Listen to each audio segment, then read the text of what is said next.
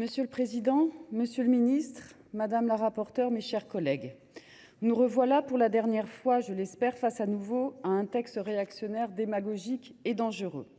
Réactionnaire d'abord parce qu'il s'inscrit dans la longue liste des textes étudiés ici depuis quelques mois qui n'ont qu'un objectif: attenter à notre état de droit pour nourrir les idées d'extrême droite. Et pourtant, plus la droite extrême se rapproche de l'extrême droite, plus elle s'enfonce dans le puits sans fond de son idéologie nauséabonde. Pour notre part, nous ne cesserons jamais de choisir l'humanité. Et c'est bien pour cela que nous lutterons contre ces dérives comme nous l'avons toujours fait. Démagogique ensuite.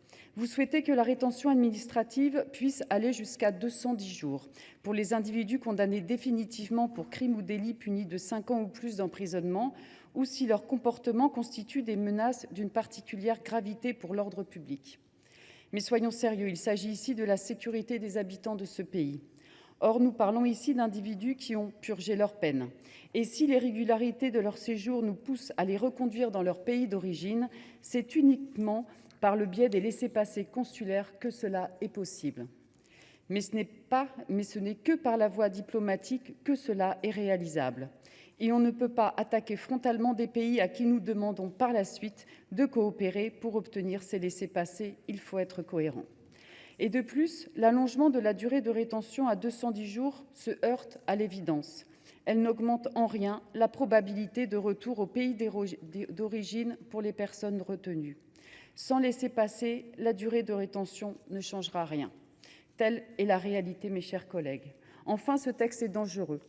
Alors que nous pourrions parler de travail et de salaire dignes, alors que nous pourrions mieux protéger les habitants de ce pays en protégeant nos services publics nationaux et locaux, alors que nous pourrions investir dans une vraie politique d'intégration indispensable pour notre pays, ce gouvernement, avec la complicité de la majorité sénatoriale, préfère détourner l'attention pour conserver les privilèges de quelques-uns au détriment de l'intérêt général. Mais nous ne sommes pas dupes. Vous ne faites ici qu'organiser l'inefficacité de notre État au détriment des libertés fondamentales. La France est de très loin le pays européen qui délivre le plus d'OQTF, parce qu'à l'inverse de nos voisins, elles sont automatiquement délivrées. Par cette politique du chiffre, on organise notre propre inefficacité. Au lieu de mieux appréhender les individus dangereux de manière ciblée et efficace, on préfère stigmatiser tous les étrangers. Et quelle est la limite à l'inflation en matière de rétention ?